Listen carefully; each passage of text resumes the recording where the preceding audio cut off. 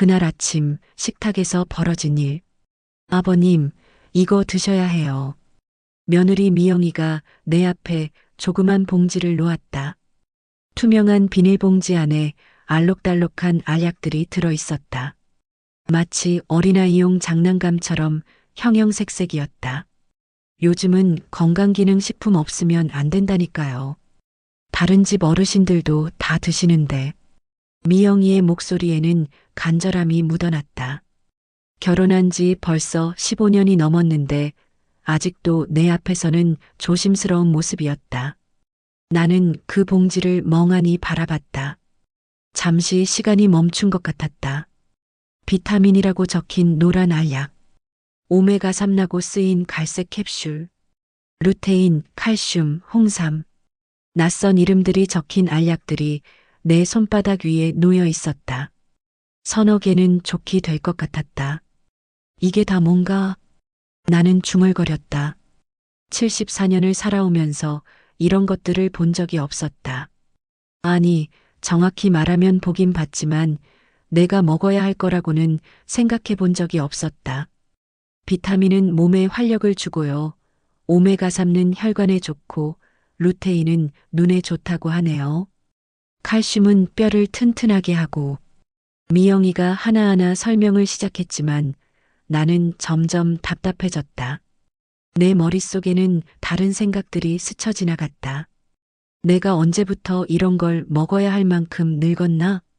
평생 흙에서 자란 채소와 집에서 기른 닭, 텃밭에서 딴 과일로 살아왔는데 갑자기 왜 이런 알약이 필요하다는 거지? 미영이는 계속 말하고 있었다. 아버님, 이거 한 달치인데 가격이 좀 비싸긴 해도 건강이 우선이잖아요. 저희가 인터넷으로 알아보고 제일 좋다는 걸로 골랐어요. 비싸다는 말에 내 귀가 번쩍했다. 얼마나 하는데? 한 달에 한 20만 원 정도 해요. 20만 원. 내가 한 달 용돈으로 받는 돈과 비슷했다. 아니, 어떤 달에는 그것보다도 많았다. 20만 원을? 나는 다시 한번 그 알약들을 바라봤다. 이 작은 것들이 20만 원이나 한다고? 갑자기 목구멍이 메었다. 화가 나기 시작했다. 내가 원하지도 않은 걸 왜 사오는 거야? 그 돈이면 손자 준호 학원비를 더 보낼 수 있을 텐데. 아니면 미영이가 새 옷이라도 하나 사지. 화가 점점 치밀어 올랐다. 아버님? 미영이가 조심스럽게 불렀다. 내가 너무 오래 말이 없었나 보다. 그 순간 나는 참고 있던 말이 터져나왔다. 나는 이런 거 안 먹는다. 목소리가 생각보다 컸다. 식탁 위의 물컵이 살짝 흔들렸다. 약 같지도 않은 약을 왜 먹어야 해? 미영이의 얼굴이 순식간에 굳어졌다. 방금 전까지 밝은 미소를 짓고 있던 얼굴이었는데 이제는 마치 찬물을 맞은 듯한 표정이었다. 아버님, 내가 지금까지 이런 거 없이도 잘 살아왔는데 갑자기 왜 이런 걸 먹으라고 하는 거야? 나는 계속 소리쳤다. 억눌러왔던 감정들이 한꺼번에 쏟아져 나왔다. 평생 농사 지으면서 땅에서 나온 것들 먹고 살았는데 이상한 약 따위가 뭐가 필요해? 식탁 위의 공기가 얼어붙었다. 미영이의 눈가가 빨갛게 변했다. 손이 살짝 떨리는 것이 보였다. 거실에서 텔레비전을 보고 있던 손자 준호가 소리를 듣고 달려왔다. 할아버지, 엄마. 10살짜리 준호는 두 눈을 크게 뜨고 우리를 바라봤다. 그 맑은 눈동자에는 당황스러움과 걱정이 함께 담겨 있었다. 나는 그제야 내가 무슨 일을 저질렀는지 깨달았다. 미영이가 얼마나 정성스럽게 이것들을 준비했을까. 인터넷으로 이것저것 찾아보고 어떤 게 좋은지 비교해보고 가격도 따져보고 그리고 그 모든 것이 나를 위해서였다는 것을. 하지만 이미 내뱉은 말은 주워 담을 수 없었다. 미영이는 아무 말도 하지 않고 그 알약 봉지를 다시 집어들었다. 죄송해요, 아버님. 제가 생각이 짧았네요. 그녀의 목소리는 떨리고 있었다. 미영아. 나는 뭔가 말하려고 했지만 목소리가 나오지 않았다. 미영이는 부엌으로 향했다. 뒷모습이 어쩐지 작아 보였다. 준호는 여전히 나를 바라보고 있었다. 할아버지, 왜 엄마한테 화냈어요? 그 질문에 나는 할 말을 잃었다. 왜 화를 냈을까? 정말로 그 알약들이 싫어서였을까? 아니면 내가 늙었다는 것을 인정하기 싫어서였을까? 아니면 가족들이 나를 환자 취급한다고 느껴서였을까? 나는 혼자 식탁에 남겨진 채로 그 질문에 대한 답을 찾으려 했다. 부엌에서 설거지 소리가 들렸다. 평소보다 거칠고 큰 소리였다. 미영이가 화가 났다는 것을 알 수 있었다. 그런데 이상했다. 화가 났다면 소리를 지르거나 문을 세게 닫거나 할 텐데 미영이는 그냥 조용히 설거지만 하고 있었다. 그것이 더 마음을 아프게 했다. 나는 내가 뱉어버린 한마디가 이렇게 큰 파문을 일으킬 줄 몰랐다. 아니, 솔직히 말하면 알고 있었다. 미영이가 얼마나 세심한지, 얼마나 나를 챙겨주려고 하는지 알고 있었다. 그리고 그런 미영이에게 내가 한 말이 얼마나 상처가 될지도 알고 있었다. 그런데 왜 그런 말을 했을까? 나는 내 자신이 이해가 안 됐다. 시계가 째깍째깍 소리를 냈다. 평소 같으면 신경도 쓰지 않던 소리가 오늘따라 유난히 크게 들렸다. 준호는 여전히 내 옆에 서서 걱정스러운 눈으로 나를 바라보고 있었다. 할아버지, 엄마한테 미안하다고 해야 해요. 10살짜리가 나에게 충고를 하고 있었다. 나는 쓴웃음이 나왔다. 내가 지금 뭐 하고 있는 거지? 74년을 살아오면서 전쟁도 겪어보고 가난도 겪어보고 농사 짓느라 온갖 고생도 다 해봤는데 이런 작은 일로 가족들과 싸우고 있다니. 나는 천천히 일어났다. 부엌으로 가야 했다. 미영이에게 사과해야 했다. 하지만 발걸음이 쉽게 떨어지지 않았다. 내 자존심이 나를 붙잡고 있었다. 내가 잘못한 게 뭐가 있어? 내가 먹기 싫다는 걸 먹기 싫다고 한 게 잘못이야? 또 다른 목소리가 속삭였다. 하지만 미영이는 너를 위해서 그랬잖아. 아기가 있었던 게 아니라. 두 목소리가 내 머릿속에서 싸우고 있었다. 준호가 내 손을 잡았다. 할아버지, 같이 가요. 그 작은 손의 온기가 내 마음을 조금 누그러뜨렸다. 나는 마침내 부엌으로 향했다. 하지만 이것은 시작에 불과했다. 내 앞에는 더 큰 갈등들이 기다리고 있었다. 74 장호, 그가 걸어온 길. 내 이름은 장우다. 올해 74. 거울을 볼 때마다 놀란다. 언제 이렇게 늙었나 싶어서. 하지만 곧 웃음이 나온다. 이 나이에 거울 보고 놀라는 것도 우스운 일이지. 나는 평생 농부였다. 논밭을 지키며 살았다. 봄에는 모내기, 여름에는 김매기, 가을에는 추수, 겨울에는 내년을 준비하는 일. 그 반복 속에서 내 인생이 흘러갔다. 우리 집 뒤뜰에는 아직도 작은 텃밭이 있다. 요즘은 예전만큼 많이 기르지는 못하지만 그래도 상추, 깻잎, 고추 정도는 심어 놓는다. 아버님, 이제 그만하시고 쉬세요. 아들 진수가 가끔 그런 말을 한다. 하지만 나는 못 쉰다. 손에 흙이 묻어야 마음이 편하다. 그 흙 속에서 아내 순덕이와 아이들을 키웠다. 순덕이는 5년 전에 먼저 갔다. 뇌졸중이었다. 갑작스러웠다. 아침에 밥 해주던 사람이 저녁에는 병원 침대에 누워 있었다. 여보, 괜찮아요? 괜찮다고 말해봐요. 나는 그때 처음으로 울었다. 순덕이 앞에서 45년을 함께 살면서 그렇게 운 적이 없었는데 그날만은 어쩔 수 없었다.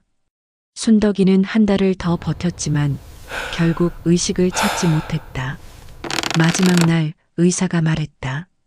조금만 더 일찍 오셨으면, 평소에 건강 관리를 더 하셨으면. 그 말이 지금도 내 가슴에 가시로 박혀 있다. 조금만 더 일찍, 평소에 건강 관리를. 하지만 그때의 우리에게 건강 관리라는 게 뭐가 있었나? 아프면 참고, 정 안 되면 병원 가고. 그게 전부였다. 그 이후로 내 몸도 하나둘씩 고장이 나기 시작했다. 먼저 무릎이었다. 아이고, 이 무릎이. 아침에 일어날 때마다 신음이 나온다. 계단을 오르내릴 때는 난간을 꼭 잡아야 한다. 예전에는 한 번에 2계단씩도 뛰어 올라갔는데, 그 다음은 허리였다. 젊었을 때 무리해서 농사일을 한 탓일까. 허리가 점점 굽어간다. 거울을 보면 꼽추 같다는 생각이 든다. 아버지, 허리 펴고 다니세요. 미영이가 가끔 그런 말을 한다. 하지만 펴려고 해도 금세 다시 굽어진다. 몸이 내 말을 안 듣는다. 눈도 침침해졌다. 신문을 볼 때는 돋보기를 써야 한다. 텔레비전 자막도 잘 안 보인다. 준호가 숙제하는 걸 봐주려고 해도 글씨가 개미처럼 작아 보인다. 할아버지 눈 안 좋아요? 준호가 물었을 때 나는 괜찮다고 했다. 하지만 사실 괜찮지 않았다. 병원에 갈 때마다 의사들은 똑같은 말을 했다. 장호 어르신, 이제 나이가 있으시니까 영양제를 꼭 드셔야 해요. 혈압약도 빼먹지 마시고 비타민도 챙겨 드시고. 요즘은 음식만으로는 부족해요. 특히 어르신들은 흡수율도 떨어지고. 영양제, 비타민, 건강기능식품, 낯선 단어들이었다. 나는 그때마다 고개를 저었다. 의사 선생님, 저는 평생 그런 거 없이도 살았어요. 논밭에서 기른 채소, 집에서 기른 닭, 텃밭에서 딴 과일. 그것들로 충분했어요. 의사는 고개를 저었다. 그때와 지금은 달라요.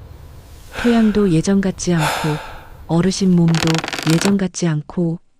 하지만 나는 받아들일 수 없었다. 내 자존심이 허락하지 않았다. 내가 언제부터 약에 의존해야 할 만큼 약해졌나? 70년을 넘게 내 힘으로 살아왔는데 이제 와서 알약 따위에 기대야 한다고? 나는 의사의 처방전을 받아들고도 약국에 가지 않을 때가 많았다. 아버님, 약 안 드세요? 진수가 물으면 나는 대충 둘러댔다. 까먹었다. 바빠서 나중에 사러 갈게.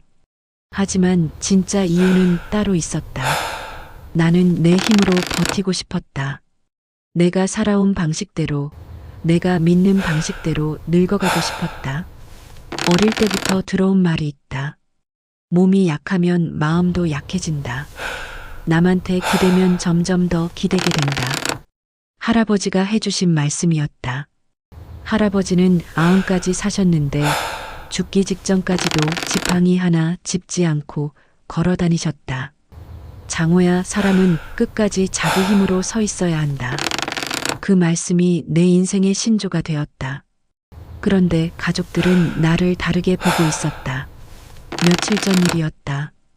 거실에서 텔레비전을 보고 있는데 부엌에서 미영이와 진수가 이야기하는 소리가 들렸다. 여보, 아버님 건강이 너무 걱정돼. 병원에서 약 처방받으셔도 안 드시고. 그러게. 고집이 너무 세셔서. 이번에 건강기능식품이라도 드시게 해보자. 약이라고 하면 안 드실 테니까 영양제라고 하고. 좋은 생각이야. 인터넷으로 찾아보자. 나는 그 대화를 들으며 복잡한 기분이었다. 고마웠다. 가족들이 나를 걱정해준다는 것이. 하지만 동시에 서운했다. 내 의견은 묻지도 않고 결정하려 한다는 것이. 그리고 무엇보다 슬펐다. 내가 이제 혼자서는 건강을 지킬 수 없는 사람으로 보인다는 것이. 그날 밤 나는 오랫동안 잠들지 못했다. 창밖을 보니 달이 밝았다. 순덕이가 살아있을 때는 함께 달을 보곤 했다. 여보, 저 달 좀 봐. 오늘따라 유난히 밝네. 그러게요.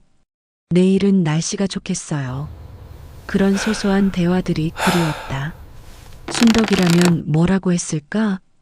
여보, 아이들 말도 들어봐요. 우리 나이에 고집만 부리면 어떡해요. 아마 그렇게 말했을 것이다. 순덕이는 늘 가족의 화합을 중요하게 생각했으니까. 하지만 나는 쉽게 포기할 수 없었다. 내 마지막 자존심이었다. 내 방식대로 늙어가고 싶다는 것. 약에 의존하지 않고 남의 도움 없이 내가 살아온 그대로. 그게 그렇게 큰 욕심일까? 하지만 현실은 내 바람과 달랐다. 몸은 점점 아팠고 가족들의 걱정은 점점 커져갔다. 그리고 오늘 아침 미영이가 그 알록달록한 알약들을 내밀었을 때 나는 결국 폭발하고 말았다. 나는 이런 거 안 먹는다. 그 한마디에는 내 모든 감정이 담겨 있었다. 두려움, 분노, 슬픔, 외로움. 그리고 무엇보다 내가 더 이상 예전의 장호가 아니라는 것을 인정하기 싫은 마음. 지금 나는 부엌으로 향하고 있다. 미영이에게 사과하러. 하지만 내 마음속 깊은 곳에서는 여전히 그 질문이 메아리치고 있다. 내가 정말 틀린 걸까? 내 방식대로 살고 싶다는 게 그렇게 잘못된 일일까? 답은 아직 모르겠다. 하지만 한 가지는 확실하다. 이 문제는 나 혼자만의 문제가 아니라는 것. 내가 사랑하는 가족들의 문제이기도 하다는 것. 그리고 그 사실이 모든 것을 더 복잡하게 만들고 있다는 것. 문득 순덕이의 목소리가 들리는 것 같다.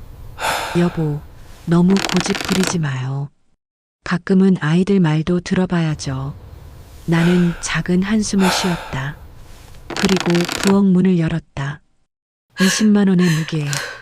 부엌에서 미영이는 여전히 설거지를 하고 있었다. 등을 돌린 채로. 나는 문 앞에서 한참을 망설였다. 뭐라고 말해야 할지 모르겠었다. 미영아. 그제야 미영이가 돌아봤다. 눈가가 빨갛게 부어 있었다. 아버님. 짧은 대답이었다. 평소의 밝은 목소리가 아니었다. 내가 아까 너무 심하게 말했나?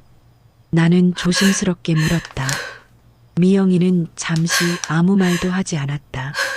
그러다가 조리대 위에 놓인 그 건강기능식품 봉지를 가리켰다. 아버님, 이거 아세요? 한 달에 20만 원이나 해요. 20만 원.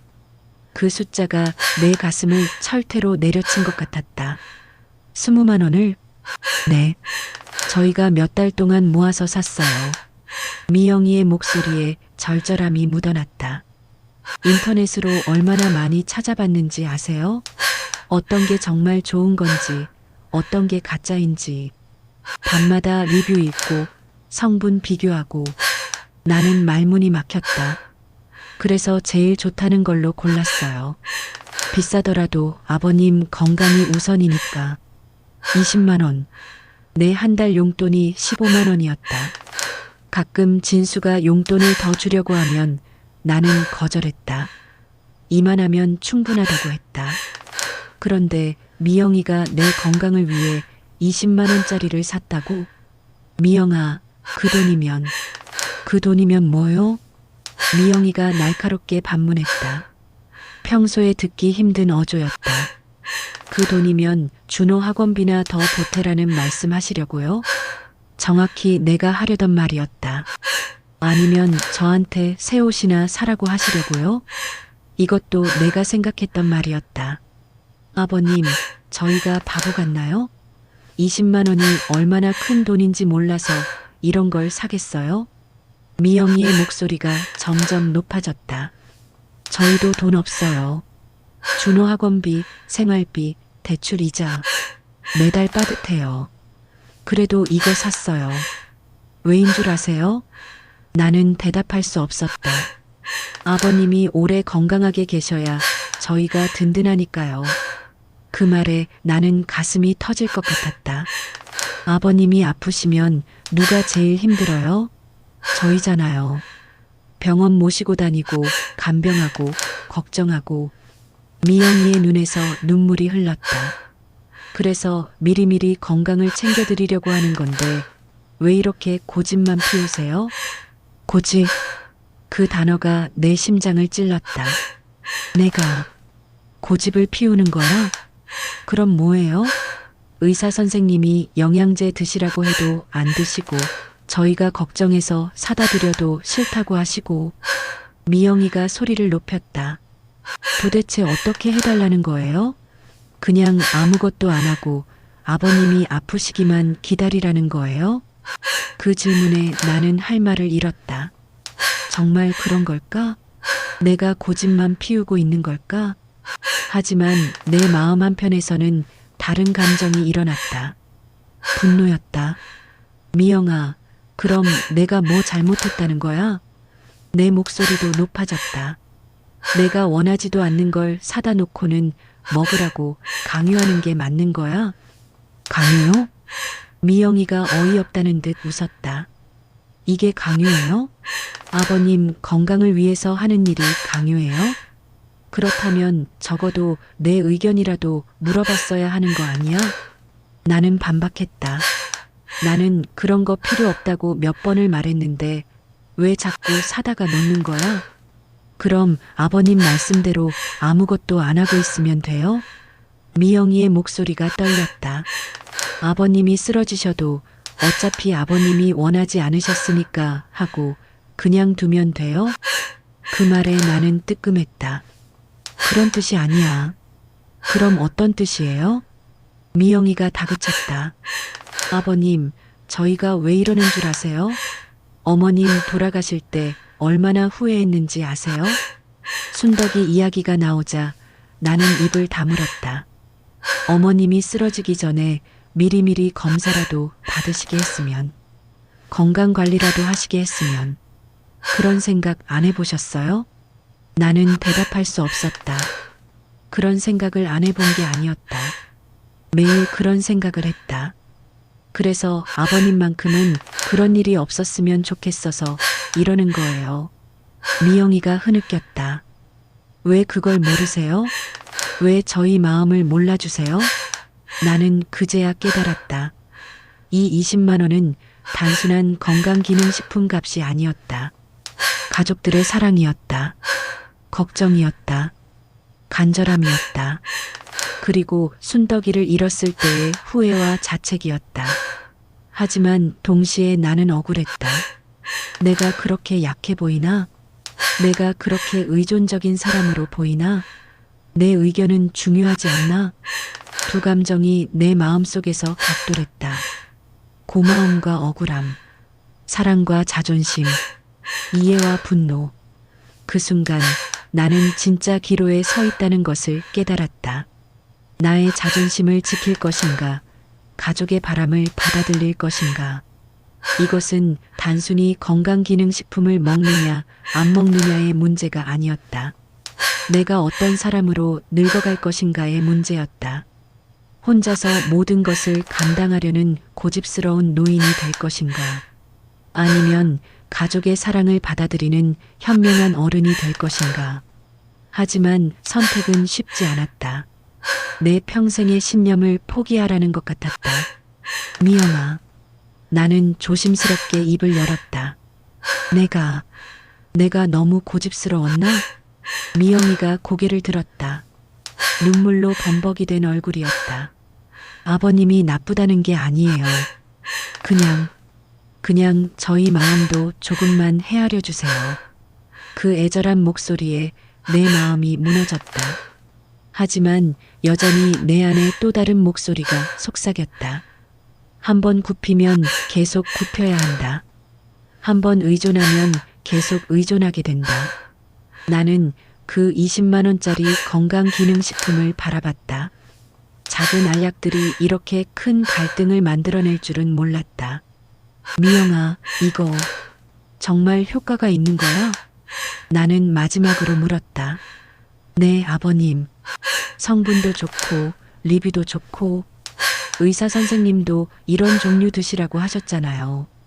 나는 한참을 고민했다. 그리고 천천히 그 봉지를 집어들었다. 무거웠다. 20만 원의 무게가 아니라 가족들의 사랑의 무게가. 그럼 한번 먹어볼까? 미영이의 얼굴이 환해졌다. 정말요, 아버님? 하지만 나는 조건을 달았다.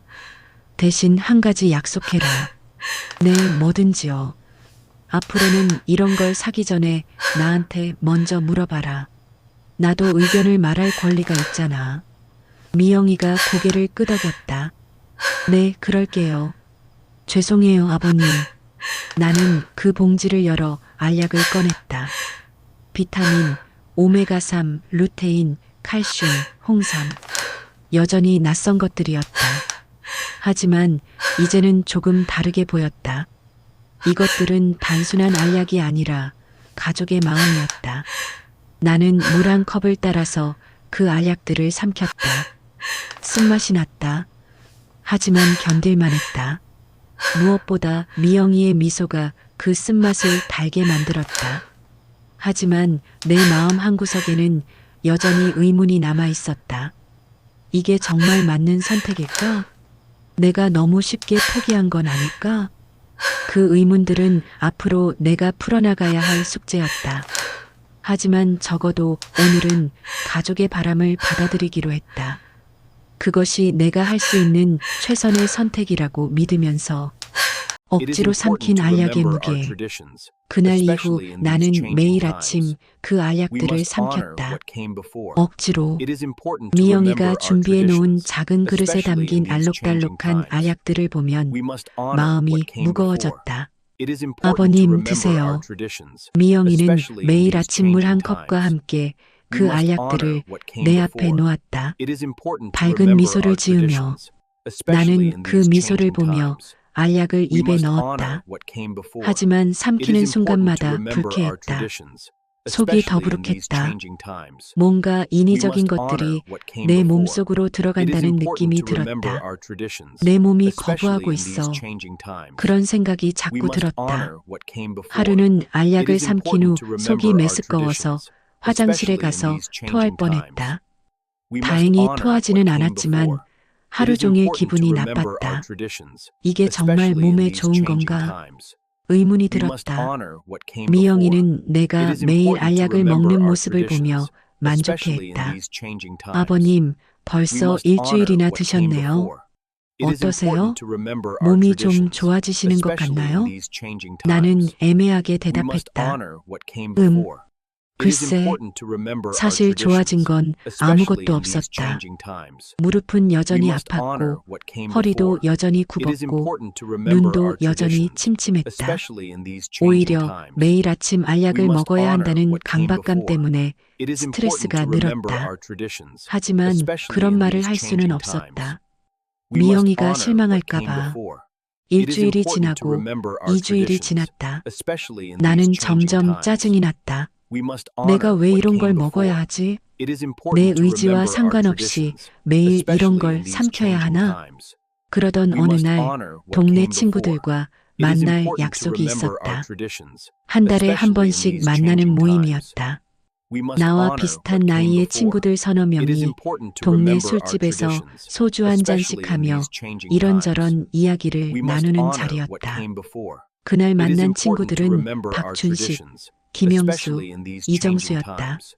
모두 나와 함께 이 동네에서 오래 살아온 사람들이었다. 야, 장호야, 오랜만이다.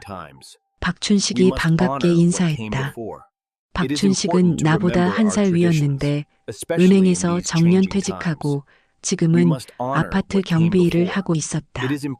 춘식이 형님, 안녕하세요. 우리는 둘러앉아 소주를 시켰다. 처음엔 그냥 일상적인 이야기를 했다. 날씨, 동네 소식, 자식들 이야기. 그러다가 김영수가 말했다. 요즘 건강 어때? 나는 병원에서 이것저것 약을 많이 먹으라고 해서 골치야. 나도 그래. 혈압약, 당뇨약. 먹을 게 너무 많아. 이정수가 맞장구 쳤다. 나는 그 말을 들으며 내 속 이야기를 꺼내고 싶어졌다.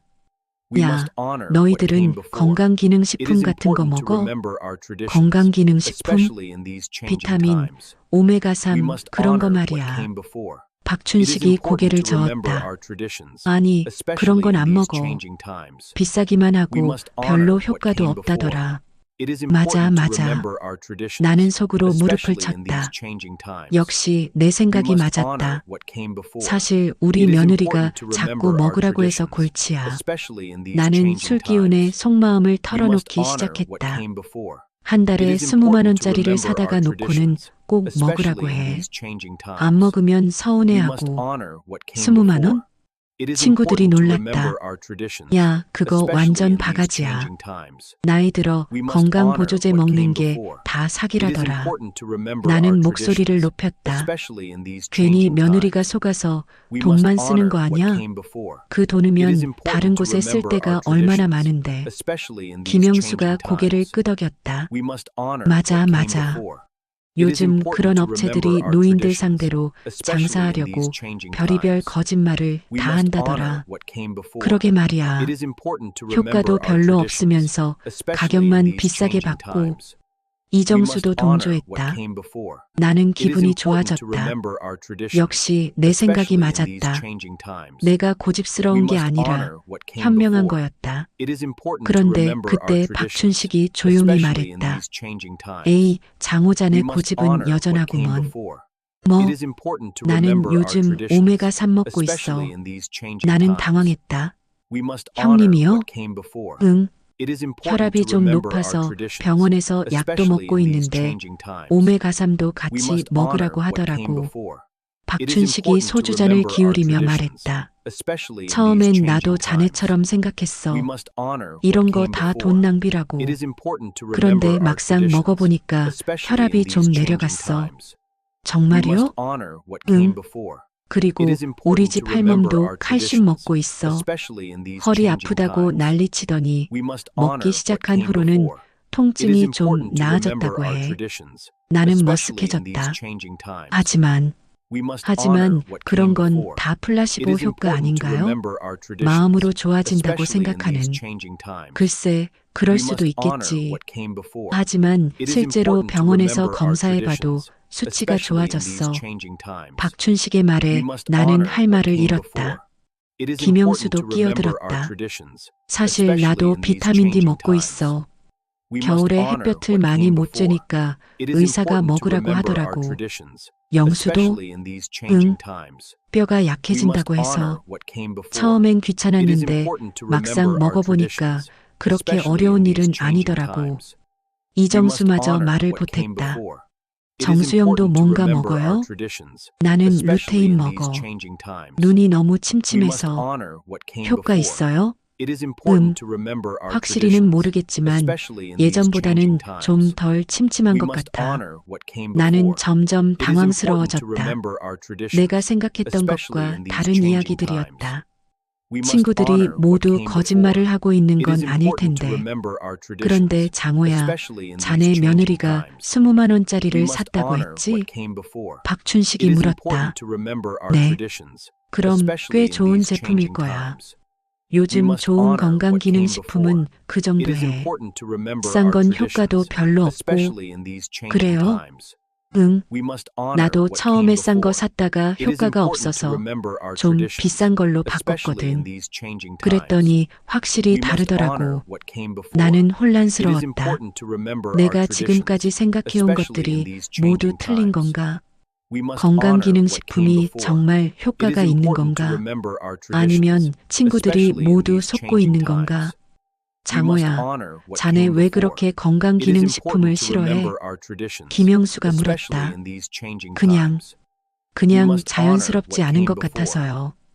자연스럽지 않다? 네. 평생 자연에서 나는 걸 먹고 살았는데 갑자기 이런 인공적인 걸 먹는다는 게. 친구들이 웃었다. 야, 장호야, 자네 아직도 그런 생각을 해? 박춘식이 말했다. 요즘 세상이 예전 같지 않아. 공기도 나쁘고 음식도 예전만큼 좋지 않고. 그러니까 부족한 걸 따로 보충해야 하는 거야. 맞아. 나도 처음엔 자네처럼 생각했는데 의사가 설명해 주더라고. 나이 들면 흡수력도 떨어지고 필요한 영양소도 많아진다고. 이정수가 덧붙였다. 그리고 자네, 자존심 때문에 그러는 거 아니야? 자존심이요? 응. 뭔가 약에 의존한다는 게 자존심 상하는 거지. 정확한 지적이었다. 나는 대답할 수 없었다. 장호야, 나이 들면 혼자 힘으로 할 수 있는 일이 줄어들어. 그걸 인정하는 것도 지혜야. 박춘식의 말이 가슴에 박혔다. 그리고 자네 며느리가 그렇게 걱정해서 사다 준 건데 그 마음만으로도 고마운 거 아니야? 나는 술잔을 내려놓았다. 갑자기 술맛이 없어졌다. 친구들의 말이 모두 맞는 것 같았다.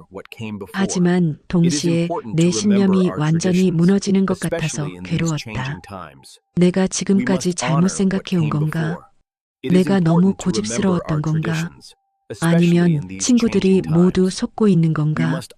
확신할 수 없었다. 그날 밤 집에 돌아와서 나는 화장대 거울을 봤다. 늙은 내 얼굴이 비쳤다. 주름투성이에 눈도 침침하고 머리도 많이 빠졌다. 정말 내가 예전 같지 않구나. 인정하기 싫었지만 사실이었다. 그리고 미영이가 준비해둔 내일 아침용 알약들을 봤다. 여전히 알록달록했다. 여전히 낯설었다. 하지만 이제는 조금 다르게 보였다. 혹시 정말 효과가 있는 건 아닐까? 친구들이 말하는 게 사실일까? 나는 그날 밤 오랫동안 잠들지 못했다. 내 신념과 현실 사이에서 흔들리고 있었다. 그리고 깨달았다. 이 문제는 단순히 건강기능식품에 대한 문제가 아니라는 것을, 내가 어떤 사람으로 늙어갈 것인가에 대한 문제라는 것을, 고집스럽게 내 방식만 고수할 것인가? 아니면 변화하는 현실을 받아들일 것인가? 답은 아직 모르겠다. 하지만 한 가지는 확실했다. 내가 생각보다 복잡한 세상에 살고 있다는 것. 그리고 때로는 내 생각이 틀릴 수도 있다는 것. 손자 준호의 간절한 마음. 친구들과의 술자리에서 돌아온 지 사흘이 지났다. 나는 여전히 혼란스러웠다. 매일 아침 알약을 먹으면서도 마음 한구석에서는 의문이 계속 피어올랐다. 정말 이게 맞는 일일까? 내가 너무 쉽게 포기한 건 아닐까? 그런 생각들이 머릿속을 맴돌았다. 그날 저녁 나는 방에서 책을 읽고 있었다. 내 도덕경이었다. 젊었을 때부터 즐겨 읽던 책이었다. 무이자연 마이너스 억지로 하지 않고 자연스럽게. 그 구절을 읽으며 나는 쓴웃음을 지었다. 지금 내가 하고 있는 일이 과연 자연스러운 일일까? 똑똑똑 문을 두드리는 소리가 났다. 들어와. 문이 열리며 준호가 고개를 내밀었다. 할아버지, 뭐 하세요? 책 읽고 있다. 왜 무슨 일이야? 준호는 조심스럽게 내 방으로 들어왔다. 평소보다 표정이 진지했다. 할아버지, 저 할아버지랑 이야기하고 싶어요. 응? 뭔 이야기? 준호는 내 침대 옆에 앉았다. 그리고 한참을 망설이더니 입을 열었다. 할아버지, 요즘 왜 그렇게 화를 자주 내세요? 그 질문에 나는 당황했다. 할아버지가 화를 자주 낸다고? 네. 엄마한테도 화내고 아빠한테도 짜증내고 예전엔 그런 적 없었는데. 준호의 말에 나는 뜨끔했다. 정말 그랬나? 내가 요즘 화를 자주 냈나? 생각해보니 맞는 말이었다. 건강기능식품 이야기가 나온 이후로 나는 자주 짜증을 냈다. 사소한 일에도 신경질적으로 반응했다. 할아버지가 화난 게 저 때문인가요? 준호가 조심스럽게 물었다. 너 때문에? 왜? 제가 시끄럽게 해서 할아버지가 스트레스 받으시는 건 아닌가요? 나는 마음이 아팠다. 10살짜리가 이런 걱정을 하고 있다니. 아니야, 준호야. 할아버지가 화난 건 내 잘못이 아니야. 그럼 왜요? 나는 어떻게 설명해야 할지 몰랐다. 아이에게 어른들의 복잡한 감정을 설명하기란 쉽지 않았다. 그냥 할아버지가 요즘 좀 고민이 많아서 그래. 무슨 고민이에요? 준호가 순수한 눈으로 나를 바라봤다. 나는 한참을 망설이다가 말했다. 준호야, 할아버지가 늙었다고 생각해? 네. 갑작스러운 질문에 준호가 당황했다. 할아버지는 할아버지예요. 그게 무슨 뜻이야? 할아버지는 할아버지니까 늙은 거 맞잖아요. 하지만 저한테는 그냥 할아버지예요. 아이다운 답변이었다. 하지만 그 순수함이 내 마음을 울렸다. 준호야, 할아버지가 아프면 어떨 것 같아? 아프시면 안 돼요. 준호가 급하게 말했다. 왜? 할아버지가 아프시면. 준호의 목소리가 떨렸다. 저 졸업식에 못 오시잖아요. 중학교 졸업식, 고등학교 졸업식, 대학교 졸업식 다 못 오시잖아요. 나는 가슴이 뭉클했다. 그리고 제가 결혼할 때도 못 오시고. 준호의 눈에 눈물이 맺혔다. 할아버지 오래 사셔야 해요. 저 졸업식, 결혼식 다 할아버지 꼭 와야 돼요. 그 말은 내 마음을 강하게 흔들었다. 아이의 눈망울에는 거짓이 없었다. 진심이었다. 할아버지가 할머니처럼 되시면 안 돼요. 준호가 흐느끼며 말했다. 할머니처럼, 순덕이처럼. 그 말에 내 가슴이 무너졌다. 준호야. 나는 준호를 품에 안았다. 작은 몸이 떨리고 있었다. 할아버지, 약 드세요. 엄마가 사다 준 약 꼭 드세요. 그 순간 나는 깨달았다. 나의 건강은 단순히 나만의 문제가 아니었다. 가족 모두의 문제였다. 준호에게는 할아버지가 필요했다. 졸업식에 와줄 할아버지가, 결혼식에서 축하해줄 할아버지가, 미영이에게는 건강한 시아버지가 필요했다. 돌보는 부담 없이 오래 함께할 수 있는, 진수에게는 든든한 아버지가 필요했다. 언제까지나 조언을 구할 수 있는, 내가 건강하지 않으면 이 모든 사람들이 고통받게 된다. 순덕이가 아팠을 때처럼. 할아버지, 약속해 주세요. 준호가 내 품에서 고개를 들며 말했다. 약 꼭 드시고 오래 사신다고 약속해 주세요. 나는 한참을 준호를 바라봤다. 10살짜리의 간절한 부탁. 거짓이 아니었다. 꾸미는 것도 아니었다. 약속할게, 준호야. 내가 말하자 준호의 얼굴이 환해졌다. 정말요? 정말이야. 할아버지가 준호 결혼식에 꼭 갈게. 와, 할아버지 최고. 준호가 내 목을 안았다. 하지만 나는 마음 한구석이 씁쓸했다. 그런 약속을 할 수 있을까? 내가 정말 그때까지 살아있을 수 있을까? 준호가 방을 나간 후 나는 혼자 남았다. 방 안은 조용했다. 나는 천천히 서랍을 열었다.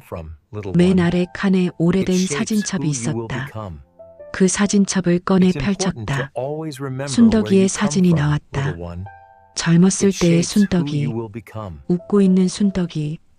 여보, 나는 중얼거렸다. 내가 뭘 해야 할까? 사진 속의 순덕이는 대답하지 않았다. 하지만 그 미소가 무언가를 말하는 것 같았다. 나는 그 사진을 손에 들고 오랫동안 바라봤다. 순덕이가 아프기 시작한 게 언제였을까? 처음엔 사소한 증상들이었다. 가끔 어지럽다고 하고, 두통을 호소하고, 손발이 저린다고 하고. 하지만 우리는 심각하게 생각하지 않았다. 나이 들면 다 그런 거야. 좀 쉬면 나아질 거야. 그런 식으로 넘겼다. 건강검진도 제대로 받지 않았다. 돈도 아까웠고 시간도 아까웠다. 멀쩡한데 뭘 검사해? 아픈 것도 아닌데 병원에 왜 가? 그런 생각들이었다. 그러다가 순덕이가 쓰러졌다. 갑자기 아무 전조 없이 병원에서 의사가 말했다. 좀 더 일찍 오셨으면, 혈압이나 혈관 건강을 미리 관리하셨으면. 그 말이 지금도 내 가슴에 가시처럼 박혀 있다. 조금만 더 일찍 미리 관리했으면. 나는 그때의 후회를 아직도 안고 있었다. 매일 밤 잠들기 전에 생각했다. 내가 순덕이 건강을 더 챙겼더라면, 검사라도 받게 했더라면, 영양제라도 먹게 했더라면. 하지만 이미 돌이킬 수 없었다. 순덕이는 한 달을 버티다가 조용히 세상을 떠났다. 마지막까지 의식을 찾지 못한 채로 나는 그때 다짐했다. 다시는 이런 후회를 하지 않겠다. 누군가의 건강을 소홀히 하지 않겠다. 그런데 지금 나는 뭘 하고 있는가? 내 자신의 건강을 소홀히 하고 있지 않은가? 가족들이 걱정해서 사다 준 건강기능식품을 거부하고 있지 않은가? 나는 사진을 다시 들여다봤다. 순덕이의 미소가 보였다. 그 미소가 말하는 것 같았다. 여보, 이제라도 늦지 않았어요. 건강 챙기세요. 준호를 위해서라도, 가족을 위해서라도. 나는 사진을 가슴에 안았다. 따뜻했다. 그리고 결심했다. 더 이상 고집을 부리지 않기로, 가족들의 마음을 받아들이기로, 내 건강이 나만의 것이 아니라는 것을 인정하기로. 순덕이를 잃었을 때의 후회를 다시 느끼고 싶지 않았다. 이번에는 내가 먼저 떠나서 가족들에게 그런 후회를 안겨주고 싶지 않았다. 나는 사진을 다시 서랍에 넣었다. 그리고 침대 옆 탁자 위에 놓인 내일 아침용 알약들을 바라봤다. 여전히 알록달록했다. 하지만 이제는 다르게 보였다. 이것들은 단순한 알약이 아니었다. 가족의 사랑이었다. 준호의 간절한 바람이었다. 미영이의 정성이었다. 진수의 효심이었다. 그리고 순덕이에게 해주지 못했던 나의 마지막 노력이었다. 나는 물 한 컵을 따랐다. 그리고 그 알약들을 하나씩 입에 넣었다. 이번에는 억지로가 아니었다. 마음을 다해서였다. 순덕아, 이번에는 후회하지 않을게. 준호야, 할아버지가 꼭 내 결혼식에 갈게. 그런 마음으로, 진심으로 받아들이는 마음. 그 다음날 아침, 나는 평소보다 일찍 일어났다. 창밖으로 아침 햇살이 들어왔다. 오랜만에 기분이 상쾌했다. 어제 준호와의 대화, 그리고 순덕이의 사진을 보며 했던 다짐들이 내 마음을 한결 가볍게 만들어 주었다. 아버님, 일찍 일어나셨네요. 미영이가 부엌에서 아침 준비를 하고 있었다. 응, 잠이 일찍 깨더라. 나는 거실로 나와 소파에 앉았다. 평소 같으면 방에 있다가 밥 먹으라고 부르면 나왔는데 오늘은 왠지 가족들과 함께 있고 싶었다. 할아버지, 준호가 학교 갈 준비를 하며 인사했다. 응, 준호야. 잘 잤어? 네. 할아버지도 잘 주무셨어요? 응, 잘 잤다. 나는 준호의 밝은 미소를 보며 흐뭇했다. 어제 그 진지한 대화가 있었던 게 맞나 싶을 정도로 평상시와 똑같았다. 하지만 나는 알고 있었다. 아이가 얼마나 간절한 마음으로 나를 걱정하고 있는지를. 아버님, 아침 드세요. 미영이가 상을 차렸다. 따뜻한 쌀밥, 된장찌개, 김치, 그리고 몇 가지 반찬들. 평범한 아침 식사였지만 오늘은 특별해 보였다. 그리고 내 자리 옆에는 어김없이 작은 그릇에 담긴 알약들이 놓여 있었다. 비타민, 오메가3, 루테인, 칼슘, 홍삼. 하지만 오늘은 그것들이 부담스럽지 않았다. 미영아. 나는 숟가락을 들면서 미영이를 불렀다. 네, 아버님. 이거 말이야. 나는 알약들을 가리켰다. 미영이의 표정이 순간 굳어졌다. 혹시 또 뭔가 불만을 표할까봐 걱정하는 것 같았다. 며느라, 사실 나는 이런 걸 다 헛된 짓이라고 생각했다. 미영이가 당황스러운 표정을 지었다. 내가 내 힘으로 살아온 세월이 있으니까. 70년이 넘게 이런 거 없이도 살았는데 갑자기 왜 이런 걸 먹어야 하나 싶었어. 나는 천천히 말했다. 그래서 처음에 화를 냈지. 내 자존심도 상했고 내가 약해진 것 같아서 기분도 나빴고 미영이는 아무 말 없이 내 말을 들었다. 하지만 내 마음을 알겠다. 나는 미영이를 바라봤다. 내가 나를 걱정해서 이런 걸 챙긴 거지. 미영이의 눈시울이 붉어졌다. 네, 아버님. 그녀의 목소리가 떨렸다. 저희가 아버님한테 짐이 되고 싶지 않아서요. 짐? 네. 아버님이 아프시면 저희가 돌봐드려야 하잖아요. 그런데 저희도 능력이 부족해서 미리미리 건강을 챙겨드리는 게 더 좋을 것 같아서요. 미영이가 솔직하게 말했다. 그리고 정말로 오래 건강하게 계셔주셔야 저희가 기댈 수 있어요. 기댈 수 있다? 네. 아버님이 계시면 저희가 든든해요. 뭔가 어려운 일이 있어도 아버님이 계시니까 괜찮다 그런 생각이 들거든요. 나는 가슴이 뭉클했다. 내가 가족들에게 그런 존재였구나. 단순히 돌봐야 할 부담이 아니라 의지할 수 있는 버팀목이었구나.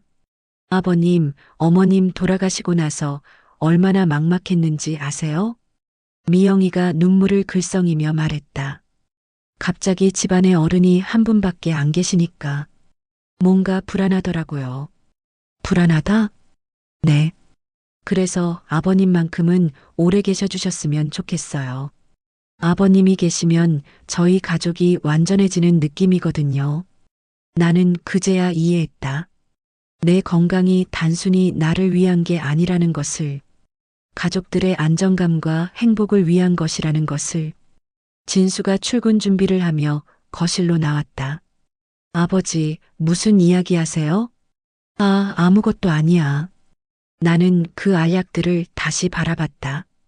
여전히 작고 알록달록했지만 이제는 완전히 다르게 보였다. 이것들은 미영이의 정성이었다.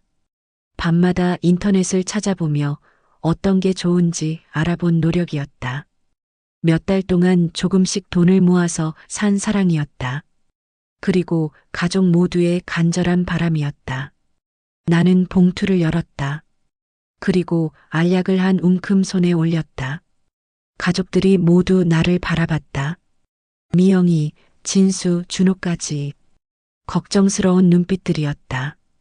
혹시 또 거부하는 건 아닐까 하는. 나는 물 한 컵을 들었다.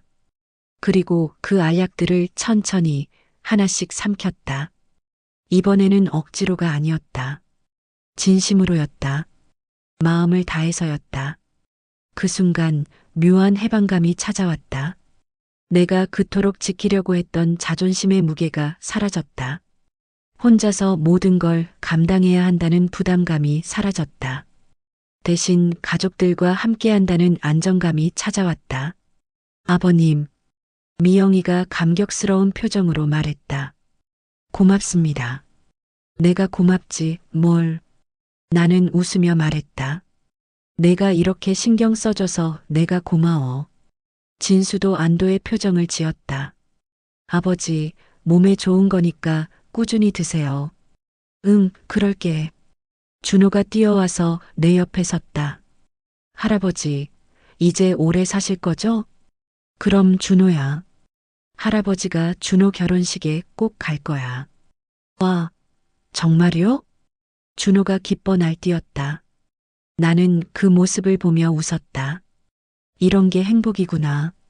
가족이 함께 걱정하고 함께 기뻐하는 것. 내가 그토록 고집했던 독립성보다 훨씬 소중한 것. 아버님, 그런데 이거 드시고 나서 몸이 어떠세요? 미영이가 물었다. 확실한 건 모르겠지만 마음은 편해졌어. 마음이요? 응, 뭔가 뭔가 혼자가 아니라는 느낌이야. 그것이 진짜 변화였다. 몸의 변화보다 마음의 변화. 혼자서 모든 걸 버텨야 한다는 외로움에서 벗어나는 것. 가족과 함께 나이 들어간다는 안정감. 그것이야말로 진짜 건강기능식품의 효과였을지도 모른다. 아버님, 그럼 앞으로도 꾸준히 드실 거죠? 미영이가 조심스럽게 물었다. 그럼, 약속했잖아. 나는 확신에 찬 목소리로 대답했다. 대신 한 가지 조건이 있어. 네, 뭐든지요. 다음에 이런 거 살 때는 미리 나한테 말해라. 나도 같이 알아보고 싶어. 정말요? 응. 내 몸에 들어가는 건데 나도 알아야지. 미영이가 환하게 웃었다. 네, 그럴게요.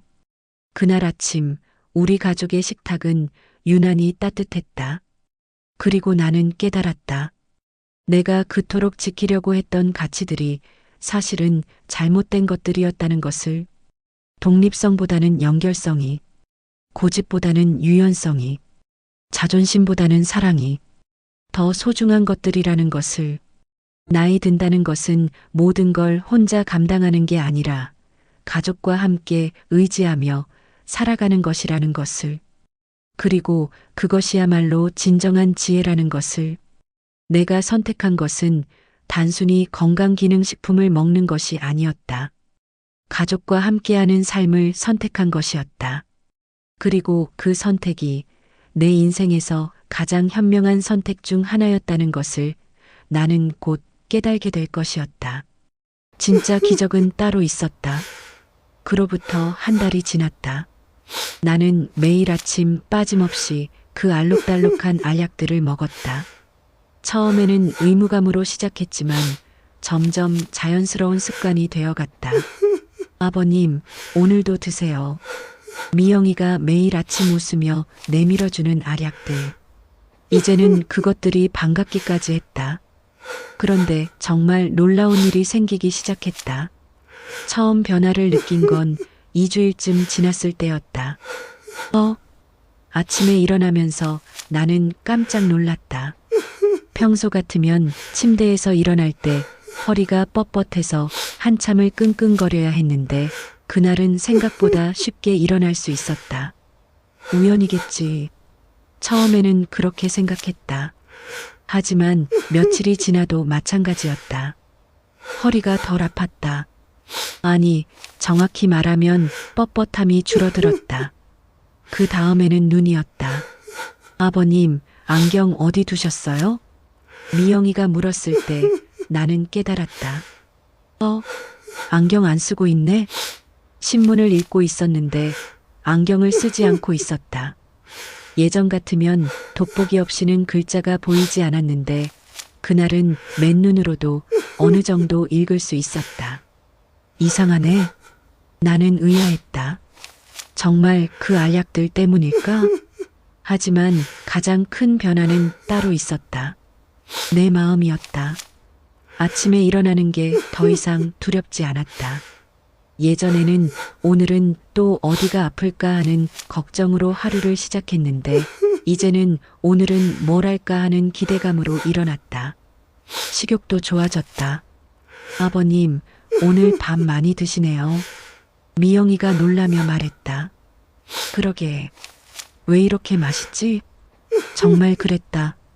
밥이 맛있었다. 반찬도 맛있었다. 모든 게 맛있었다. 그리고 무엇보다도 내가 건강을 챙기는 모습에 가족들의 표정이 달라졌다. 미영이는 매일 밝은 미소를 지었다. 아버님, 요즘 얼굴에 생기가 도시네요. 진수도 안심하는 기색이 역력했다. 아버지, 건강해 보이셔서 다행이에요. 하지만 가장 큰 변화는 준호였다. 어느 날 준호가 학교에서 돌아오더니 뭔가를 들고 내 방으로 뛰어왔다. 할아버지, 이거 봐요. 그 손에는 도화지가 있었다. 뭐야, 이거? 학교에서 그림 그리기 숙제했어요. 주제가 우리 가족이었어요. 나는 그 그림을 받아들었다. 그리고 순간 말문이 막혔다. 그림 가운데에는 내가 그려져 있었다. 활짝 웃고 있는 나, 팔을 벌리고 환하게 웃고 있는 할아버지. 그리고 그 위에는 이런 글씨가 적혀 있었다. 우리 할아버지는 슈퍼맨. 준호야, 이거 할아버지가 슈퍼맨이라고? 네, 할아버지는 슈퍼맨이에요. 준호가 신나게 말했다. 왜냐하면 할아버지는 아프지도 않고 맨날 건강하고 약도 잘 드시고 진짜 슈퍼맨 같아요. 나는 그 그림을 보며 눈물이 났다. 내가 슈퍼맨이라니. 74살의 늙은 할아버지가 슈퍼맨이라니. 하지만 준호에게는 정말 그렇게 보였나 보다. 건강을 챙기고 가족들과 함께 웃고 약속을 지키는 할아버지가. 할아버지, 왜 울어요? 아니야, 할아버지 기뻐서 그래. 나는 준호를 안았다. 고마워, 준호야. 이 그림 할아버지가 잘 간직할게. 그날 밤 나는 그 그림을 액자에 넣어서 침대 맞은편 벽에 걸었다. 매일 아침 일어나면 제일 먼저 보이는 곳에. 그리고 깨달았다. 건강기능식품의 진짜 가치는 내 몸이 아니라 가족의 안심과 행복이었다는 것을. 물론 몸도 좋아진 것 같았다. 허리도 덜 아프고 눈도 덜 침침하고 기운도 더 났다. 하지만 그보다 더 중요한 건 가족들의 마음이었다. 미영이는 더 이상 걱정스러운 표정으로 나를 바라보지 않았다. 진수는 출근할 때 아버지 건강 조심하세요라고 말하는 목소리에 여유가 생겼다. 준호는 나를 슈퍼맨 할아버지라고 불렀다. 이 모든 변화가 그 작은 알약들 때문이었을까? 아니면 내 마음가짐이 바뀌었기 때문이었을까? 정확한 이유는 모르겠다. 하지만 중요한 건 결과였다. 우리 가족이 더 행복해졌다는 것, 더 안심하게 되었다는 것, 더 함께하게 되었다는 것. 어느 날 동네에서 박춘식을 만났다. 야, 장호야. 오랜만이네. 어떻게 지내? 춘식이 형님, 안녕하세요. 자네 표정이 많이 밝아졌네. 무슨 좋은 일 있어? 나는 웃으며 대답했다. 별거 아니에요. 그냥 가족들이랑 잘 지내고 있어요. 가족들이랑? 네. 그리고 요즘 건강기능식품도 먹고 있어요. 박춘식이 놀란 표정을 지었다. 자네가? 그 고집쟁이 장호가? 네. 형님 말씀이 맞았어요. 나이 들면 혼자 힘으로 할 수 있는 일이 줄어들어요. 그걸 인정하는 것도 지혜더라고요. 박춘식이 어깨를 두드렸다. 그래, 잘했어. 가족이 걱정해서 해주는 일은 고맙게 받아들이는 게 맞지. 집에 돌아와서 나는 순덕이의 사진을 꺼냈다. 여보, 내가 제대로 된 선택을 한 것 같아. 사진 속의 순덕이가 웃는 것 같았다. 고집 부리지 말고 가족들과 함께 늙어가라고 했던 내 말이 맞았어. 그날 저녁 온 가족이 모여 앉아 저녁을 먹었다. 아버님, 요즘 정말 건강해 보이세요. 미영이가 말했다. 응, 덕분에. 할아버지, 내일도 약 드실 거죠? 준호가 물었다. 그럼 당연하지. 할아버지가 약속했잖아. 그 순간 나는 진정한 의미의 상승을 경험했다. 이것은 단순히 몸이 좋아진 것이 아니었다. 내 인생의 패러다임이 바뀐 것이었다. 혼자서 모든 걸 감당하려는 외로운 투쟁에서 가족과 함께하는 따뜻한 여행으로, 고집스러운 독립에서 지혜로운 의존으로, 자존심의 감옥에서 사랑의 자유로. 그것이야말로 진짜 기적이었다. 그리고 그 기적을 가능하게 해준 것은 그 작은 알약들이 아니라 가족들의 사랑이었다. 미영이의 정성, 진수의 효심, 준호의 순수한 마음, 그리고 그것을 받아들일 수 있게 해준 나 자신의 용기. 그날 밤 나는 오랜만에 깊고 편안한 잠에 들었다. 꿈속에서 순덕이가 나타났다. 여보, 잘했어요. 이제야 진짜 어른이 된 것 같네요. 고마워, 순떡아. 내가 가르쳐준 대로 살고 있어. 앞으로도 가족들과 함께 행복하게 사세요. 나도 지켜보고 있을게요. 꿈에서 깨어났을 때 내 얼굴에는 미소가 번지고 있었다. 그리고 벽에 걸린 준호의 그림이 보였다. 우리 할아버지는 슈퍼맨. 정말 그런 것 같았다. 가족을 행복하게 만들 수 있는 슈퍼맨. 사랑을 받아들일 줄 아는 슈퍼맨. 함께 늙어갈 줄 아는 슈퍼맨. 그런 슈퍼맨이 된 기분이었다. 매일 아침의 작은 기적. 6개월이 지났다. 이제 나는 매일 아침 알약을 꺼내 물 한 컵과 함께 삼킨다. 더 이상 억지로가 아니다. 더 이상 의무감으로가 아니다. 그것은 가족과의 약속이다. 매일 아침 7시 나는 일어나서 세수를 하고 거실로 나온다. 식탁 위에는 어김없이 작은 그릇에 담긴 알록달록한 알약들이 기다리고 있다. 비타민, 오메가3, 루테인, 칼슘, 홍삼. 이제는 이름도 다 외웠다. 어떤 게 뭘 위한 건지도 안다. 아버님, 오늘도 드세요. 미영이가 밝은 미소로 인사한다. 고마워, 미영아. 나는 하나씩 입에 넣으며 생각한다. 이것들은 단순한 약이 아니라는 것을. 이것들은 미영이가 밤늦게 인터넷을 뒤져가며 찾아낸 정성이라는 것을. 진수가 매달 용돈에서 조금씩 아껴서 모은 효심이라는 것을. 준호가 할아버지 오래 살았으면 하는 간절한 바람이라는 것을. 그리고 순덕이와 지키지 못했던 약속을 대신하는 것이라는 것을. 물을 마시며 나는 순덕이를 떠올린다. 여보, 미안해. 내가 아플 때 내가 더 신경 써줬어야 했는데. 이제라도 늦지 않았지? 이제라도 가족들을 위해 건강을 챙기는 거 말이야. 사랑하는 아내와 지키지 못했던 시간들. 그 후회를 이제라도 자식들과 손주들에게는 남기고 싶지 않다. 그것이 내가 매일 아침 이 작은 알약들을 삼키는 이유다. 그것이 내가 살아가는 이유다. 할아버지, 준호가 학교 갈 준비를 하며 뛰어온다. 오늘도 약 드셨어요? 응, 다 먹었어. 와, 할아버지 진짜 약속 잘 지키세요.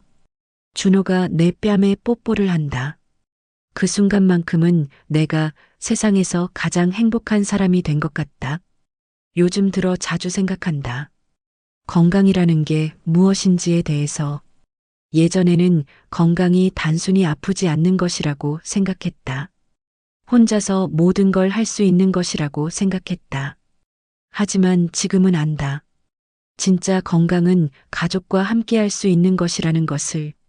사랑하는 사람들과 시간을 나눌 수 있는 것이라는 것을. 걱정시키지 않고 함께 웃을 수 있는 것이라는 것을. 어제는 준호의 학부모 참관 수업이 있었다. 원래는 미영이가 갈 예정이었는데 갑자기 일이 생겼다. 아버님, 죄송한데 혹시 준호 학교에 가주실 수 있을까요? 내가? 할아버지가 가도 괜찮을까? 괜찮아요. 할아버지가 오시면 좋겠어요. 준호가 신나게 말했다. 그래서 나는 오랜만에 초등학교에 갔다. 준호의 교실에 들어서니 다른 학부모들이 나를 바라봤다. 할아버지가 왔네 하는 시선들. 처음에는 부담스러웠다. 하지만 준호가 친구들에게 자랑하는 모습을 보고 마음이 뿌듯해졌다. 얘들아, 이분이 우리 할아버지야. 진짜 건강하시지? 와, 할아버지 진짜 젊어 보이세요. 할아버지, 몇 살이세요? 아이들이 신기해하며 몰려들었다. 할아버지는 74이야. 헐, 진짜 젊어 보여요. 그 순간 나는 깨달았다. 건강을 챙긴다는 것의 진짜 의미를.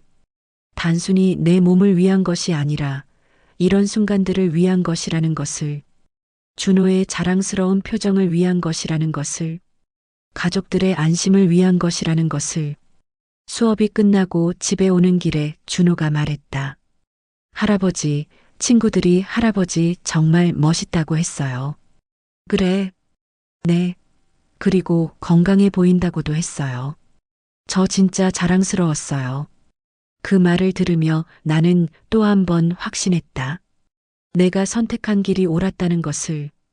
요즘 같은 또래 친구들을 만나면 자주 하는 이야기가 있다.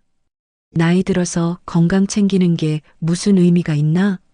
어차피 늙어 죽을 건데 뭔가 사치스럽지 않나? 그런 말들을 들을 때마다 나는 대답한다. 아니야. 건강을 챙기는 건 사치가 아니야. 그건 내 몸을 위한 게 아니라 나를 사랑하는 사람들을 위한 배려야. 내가 건강해야 가족들이 안심하고 함께 시간을 보낼 수 있어. 박춘식도 이제는 내 말에 고개를 끄덕인다. 맞아, 장호야. 내 말이 맞아. 가족이 있으면 혼자만의 몸이 아니지. 그렇다. 돈보다 귀한 건 건강이다.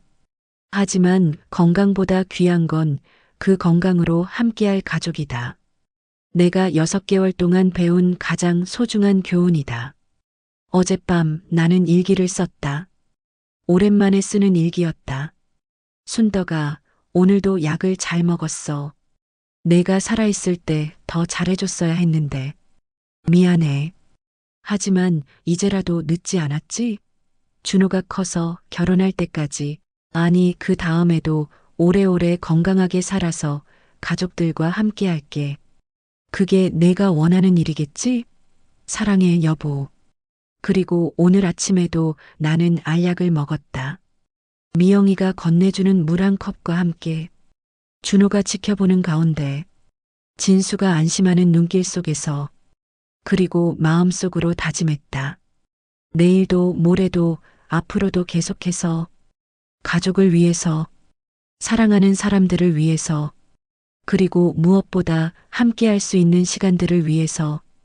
혹시 이 이야기를 듣고 계신 분들이 있다면 나는 이렇게 말하고 싶다. 건강을 챙기는 게 사치라고 생각하지 마세요. 그것은 당신을 사랑하는 사람들을 위한 가장 큰 선물입니다. 당신이 건강하면 가족들이 안심합니다. 당신이 건강하면 더 많은 시간을 함께 할 수 있습니다. 당신이 건강하면 더 많은 추억을 만들 수 있습니다. 그것이야말로 돈으로도 살 수 없는 가장 소중한 것들입니다. 지금 당장 시작하세요. 너무 늦었다고 생각하지 마세요. 70내신 내가 변할 수 있었다면 여러분도 분명히 할 수 있습니다. 내일 아침 여러분도 가족을 생각하며 물 한 잔과 함께 건강을 챙겨보시기 바랍니다. 그 작은 실천이 만들어낼 기적을 기대하면서. 그리고 기억하세요. 건강은 나 혼자만의 것이 아닙니다. 나를 사랑하는 모든 사람들의 것입니다. 오늘도 나는 감사한 마음으로 하루를 시작합니다. 가족이 있어서, 사랑이 있어서, 그리고 함께할 내일이 있어서 그것만으로도 충분히 행복한 아침입니다. 마이너스 장호의 일기 중에서